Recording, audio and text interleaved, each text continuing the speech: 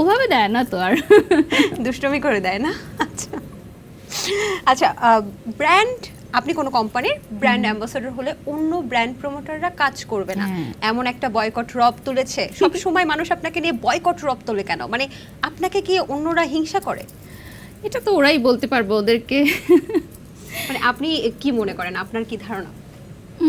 এখন দেখেন, এটা যারা আসলে বলে থাকে তাদেরই লস, আমার কিন্তু কোনো লস না, কারণ আমি এই কথা বলিও না। আমি যারা এই কথা বলে তাদেরকেই ব্র্যান্ড বাদ দিয়ে দেয়, কারণ ব্র্যান্ড আলটিমেটলি তাকে নিয়েই কাজ করবে যে ভালো কাজ করে বা যাকে দিয়ে ব্র্যান্ডের প্রমোশন হয়, যাকে দিয়ে ব্র্যান্ডের সেল হয়।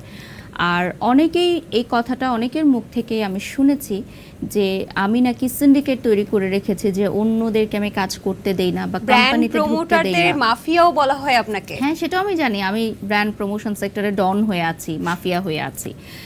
তো একটা কথা কি, এই সেক্টরটা তো মানে কোনো গুন্ডাগিরি করার সেক্টর না। This is all about business and marketing. এখানে প্রতিটা মিনিটে কোটি কোটি টাকা কাউন্ট করা হয়। যারা হচ্ছে বিজনেস পার্সনরা আছেন, তাদের প্রতি মিনিটে ট্রানজ্যাকশন হয় কোটি টাকা।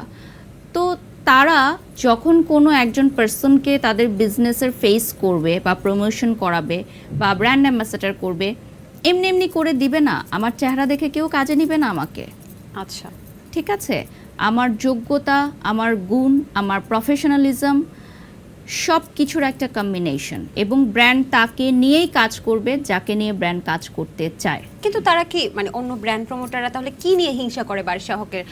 তার সৌন্দর্য, তার কথা বলার ধরন, নাকি তার প্রমোশনে সবকিছু সেল হয়ে যাচ্ছে, এরকম কিছু? মানে কি আসলে আপনার মধ্যে আছে যেটা নিয়ে হিংসা করছে? এটা আসলে আমি কখনো জানতেও চাইনি। ব্র্যান্ড ওনাররা যখন, আমার মনে হয় আমি আসলে তাদেরকে নিয়ে কখনো চিন্তাই করি না।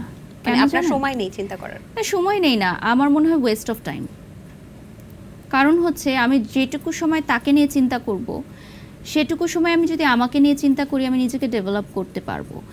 এবং সবচেয়ে বড় কথা হচ্ছে যে দিন শেষে কাজ শেষ হওয়ার পর আমার কিন্তু আমার মেয়েকেও সময় দিতে হয়, এটাও কিন্তু আমার একটি বড় কাজ। তো আমি কিন্তু কখনোই ফ্রি টাইমে থাকি না। পাশাপাশি যেমন প্রতিদিন বের হওয়ার আগে সারাদিন আমার বাসায় কি কি হবে সব কিছু ইনস্ট্রাকশন দিয়ে রাখতে হয়, এবং ফোনেও সবসময় আপডেটেড থাকতে হয় যে কাজগুলো হলো কিনা বা এই কাজগুলো করলো কিনা।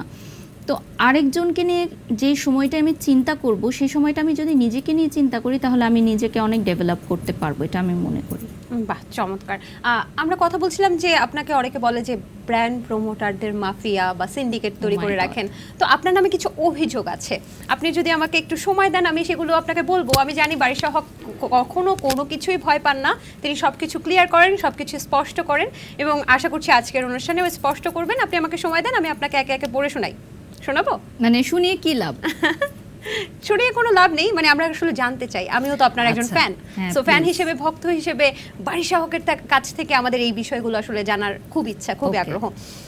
আপনার সম্পর্কে যে প্রথম যে অভিযোগটা আছে সেটা হচ্ছে আপনি কোনো প্রমোটার বা কোনো ইনফ্লুয়েন্সার যদি আপনাকে নিয়ে ভিডিও করে, বা কোনো ওনার যদি, ব্র্যান্ড ওনার যদি ভিডিও করে, তাকে আপনি হ্যারাসমেন্ট কল দেন।